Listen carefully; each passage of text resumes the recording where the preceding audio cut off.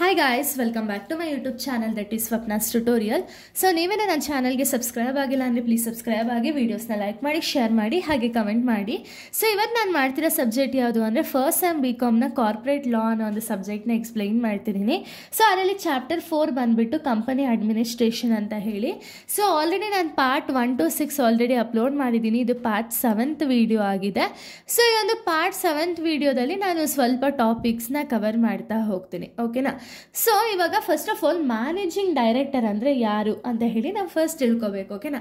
So managing director ಅಂದರೆ ಏನು ಅಂದರೆ managing director is a person at the head of an executive structure of N undertaking among the membership of BOD Board of Directors.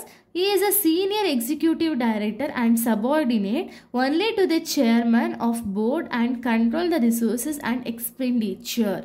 So ಇಲ್ಲಿ first of all managing director ಅಂದರೆ ಯಾರು ಅಂದರೆ ಇವ್ರನ್ನ ನಾವು senior executive director ಅಥವಾ senior level director ಅಂತಲೂ ಹೇಳಿ ಕರಿತೀವಿ. ಓಕೆನಾ? ಮ್ಯಾನೇಜಿಂಗ್ ಡೈರೆಕ್ಟರ್ನ.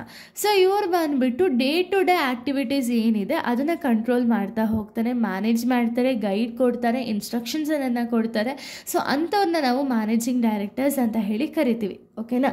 ಸೊ ಈ ಮ್ಯಾನೇಜಿಂಗ್ ಡೈರೆಕ್ಟರ್ಸ್ ಏನು ಮಾಡ್ತಾರೆ ಅಂತ ಆಗಲೇ ಹೇಳಿದ್ದೆ. ಸೊ ಇವ್ರು ಏನು ಮಾಡ್ತಾರೆ ಅಂದರೆ ರಿಸೋರ್ಸಸ್ ಏನೇನಿದೆ ಪ್ರತಿಯೊಂದು ರಿಸೋರ್ಸಸ್ನು ಕೂಡ ಕಂಟ್ರೋಲ್ ಮಾಡಿ ಎಕ್ಸ್ಪೆಂಡಿಚರ್ ಏನಿದೆ ಅದನ್ನು ಕೂಡ ಕಂಟ್ರೋಲ್ ಮಾಡ್ತಾ ಹೋಗ್ತಾರೆ. ಅದು ಮ್ಯಾನೇಜಿಂಗ್ ಡೈರೆಕ್ಟರ್ನ ಟಾಸ್ಕ್ ಆಗಿದೆ. ಓಕೆನಾ?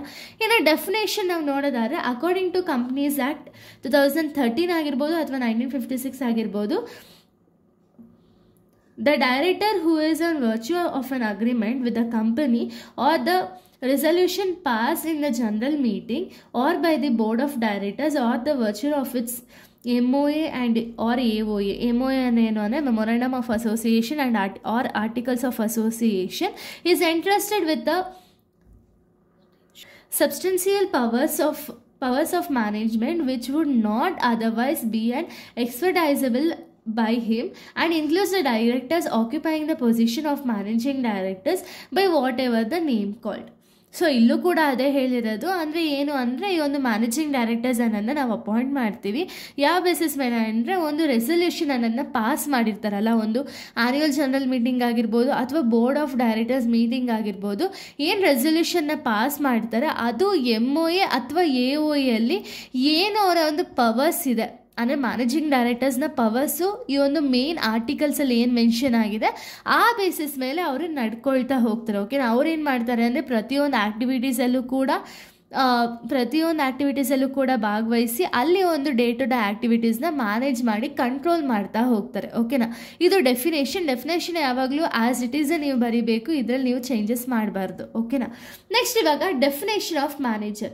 ಸೊ ಇವಾಗ ಮ್ಯಾನೇಜಿಂಗ್ ಡೈರೆಕ್ಟರ್ನ ನಾವು ನೋಡಾಯಿತು. ಮ್ಯಾನೇಜರ್ ಅಂದರೆ ಯಾರು ಅಂದರೆ according to Companies Act 1956, the team manager means an individual who is subjected to super independence, control and direction of board of directors as the management of the whole or substantially the whole of affairs of the company and includes the directors or any other occupying the position of the manager whatever the name called, whether under the contract or service or not. ಅಂದರೆ ಇಲ್ಲಿ manager ಅಂದರೆ ಏನು ಅಂದರೆ according to companies act 1956 ಪ್ರಕಾರ so ಒಬ್ಬ individual ಅವ್ರೇನು ಮಾಡ್ತಾರೆ ಅಂದರೆ ಕಂಟ್ರೋಲ್ ಆಗಿರ್ಬೋದು, ಡೈರೆಕ್ಷನ್ ಆಗಿರ್ಬೋದು ಕೊಡೋದನ್ನ ನಾವೇನಂತೀವಿ ಅಂದರೆ ಮ್ಯಾನೇಜರ್ಸ್ ಅಂತ ಹೇಳಿ ಕರಿತೀವಿ. ಓಕೆನಾ? ಸೊ ನಿಮಗೆ ಗೊತ್ತಿದೆ, ಬಟ್ ಏನು ಅಂದರೆ ಇಲ್ಲಿ ಡೆಫಿನೇಷನ್ ಆಗಿರೋ ರೀಸನ್ಗೆ ನಾನು ಆಗಲೇ ಹೇಳಿದಂಗೆ ಡೆಫಿನೇಷನ್ನ ಆ್ಯಸ್ ಇಟ್ ಈಸ್ ಬರೀಬೇಕು. ಇದರಲ್ಲಿ ನೀವು ಚೇಂಜಸ್ ಮಾಡೋಕ್ಕೆ ಹೋಗಬೇಡಿ. ಮೀನಿಂಗ್ ಕೇಳಿದ್ರೆ ಮಾತ್ರ ನೀವು ಏನೇ ಬರೋದ್ರು ಓಕೆ, ಬಟ್ ಡೆಫಿನೇಷನ್ ಮಾತ್ರ ನೀವು ಇದನ್ನು ಮೆನ್ಷನ್ ಮಾಡಲೇಬೇಕು. ಇದೇ ಮೇನ್ ಏನು ಅಂದರೆ ಅಕಾರ್ಡಿಂಗ್ ಟು ಕಂಪ್ನೀಸ್ ಆ್ಯಕ್ಟ್ ಆಗಿರ್ಬೋದು, ಅಕಾರ್ಡಿಂಗ್ ಟು ಯಾರ್ದಾರು ಒಬ್ಬರ ಹೆಸರು ಕೊಡ್ತಾರಲ್ಲ ಅವ್ರ ಹೆಸರನ್ನ ನೀವು ಕಂಪಲ್ಸರಿ ಮೆನ್ಷನ್ ಮಾಡಲೇಬೇಕು. ಓಕೆನಾ? Next meaning of whole time director. So whole time director ಅಂದರೆ ಏನು ಅಂದರೆ as per the companies act whole time director includes a director in whole time employment of a company or director who devotes his whole time to the affairs of the company is called as an whole time director. ಅಂದರೆ ಇವಾಗ ನೀವೇ ಯೋಚನೆ ಮಾಡಿ, whole time ಅಂದರೆ ಏನು? Full ಕಂಪ್ಲೀಟಾಗಿ ಇಡೀ ದಿನ ಪೂರ್ತಿ ಒಂದು ಕಂಪನಿಲಿ ಕೆಲಸ ಮಾಡ್ತಾರಲ್ಲ, ಅಂದರೆ ಎಂಪ್ಲಾಯಿ ಎಷ್ಟು ಕೆಲಸ ಮಾಡ್ತಾರೋ ಅದಕ್ಕಿಂತ ಜಾಸ್ತಿ ಕೆಲಸ ಮಾಡಿ ಅದೇ ಕಂಪ್ನಿಲಿ ಫುಲ್ ಟೈಮ್ ಕೆಲಸ ಮಾಡೋದನ್ನ ನಾವು ಹೋಲ್ ಟೈಮ್ ಡೈರೆಕ್ಟರ್ಸ್ ಅಂತ ಹೇಳಿ ಕರಿತೀವಿ. ಓಕೆನಾ.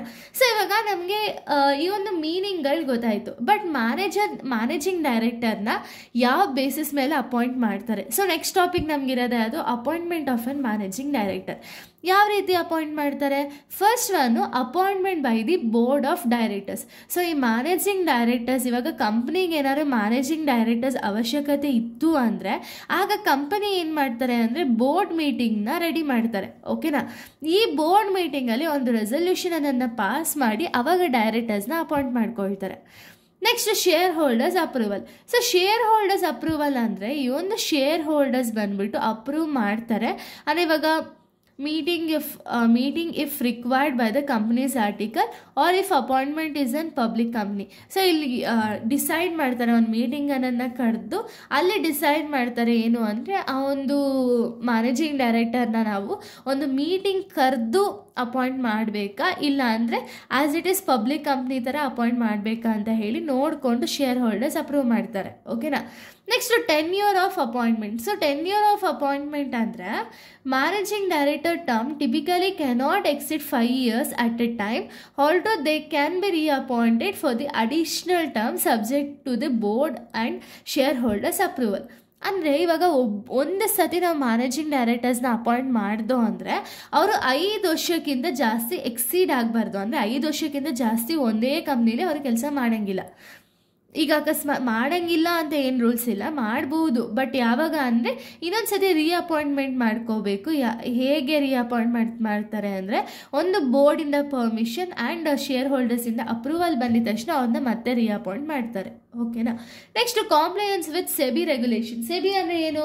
Securities exchange board of India ಒಂದು ರೆಗ್ಯುಲೇಷನ್ಸ್ ಏನೇನಿದೆ ಆ ಬೇಸಿಸ್ ಮೇಲೆ ನಾವು ಅಪಾಯಿಂಟ್ ಮಾಡ್ಕೋಬೇಕಾಗುತ್ತೆ. Next eligibility of appointment. ಏನೇನೆಲ್ಲ ಎಲಿಜಿಬಿಲಿಟಿ ಇರಬೇಕು ಒಬ್ಬ ಪರ್ಸನ್ನು ಮ್ಯಾನೇಜಿಂಗ್ ಡೈರೆಕ್ಟರ್ ಆಗಿ ಅಪಾಯಿಂಟ್ ಆಗಬೇಕು ಅಂದರೆ managing director in no more than 2 companies. ಅಂದರೆ ಒಬ್ಬ ಪರ್ಸನ್ ಇವಾಗ ಒಂದು ಕಂಪ್ನಿಲಿ ಮ್ಯಾನೇಜಿಂಗ್ ಡೈರೆಕ್ಟರ್ ಆದರು ಅಂದರೆ ಇನ್ನೊಂದು ಕಂಪ್ನಿಲಿ ಆಗ್ಬೋದು. 2 companies ಬಿಟ್ಟು ಎಕ್ಸ್ಟ್ರಾ ಕಂಪ್ನಿಲಿ ಮ್ಯಾನೇಜಿಂಗ್ ಡೈರೆಕ್ಟರ್ ಆಗಿ ವರ್ಕ್ ಮಾಡಕೂಡ್ದು. ಓಕೆನಾ. So further one of these company must be public company. ಅವ್ರು ಏನು 2 ಕಂಪ್ನಿಲಿ ಅಪಾಯಿಂಟ್ ಆಗಿರ್ತಾರಲ್ಲ, ಈ 2 ಕಂಪ್ನಿಲಿ ಯಾವುದಾದ್ರು ಒಂದು ಕಂಪ್ನಿ ಆದರೂ ಪಬ್ಲಿಕ್ ಕಂಪ್ನಿನೇ ಆಗಿರಬೇಕು. ಓಕೆನಾ. ಇನ್ನೊಂದು ಪ್ರೈವೇಟ್ ಕಂಪ್ನಿ ಆಗಿದ್ದರೂ ಏನು ಇಶ್ಯೂ ಇಲ್ಲ, ಬಟ್ ಒಂದು ಮಾತ್ರ ಪಬ್ಲಿಕ್ ಕಂಪನಿ ಆಗಿರಲೇಬೇಕು. ಇದು appointment of managing director topic ಆಗಿದೆ. ಸೊ ಈ ಒಂದು ವಿಡಿಯೋದಲ್ಲಿ ಇಷ್ಟೇ ಟಾಪಿಕ್ಸ್ ನಾನು ಕವರ್ ಮಾಡಿರೋದು. ನೆಕ್ಸ್ಟ್ ವಿಡಿಯೋದಲ್ಲಿ ನಾನು ಬೇರೆ ಒಂದು ಟಾಪಿಕ್ಸ್ನ ಕವರ್ ಮಾಡ್ತೀನಿ. So thank you guys, thanks for watching.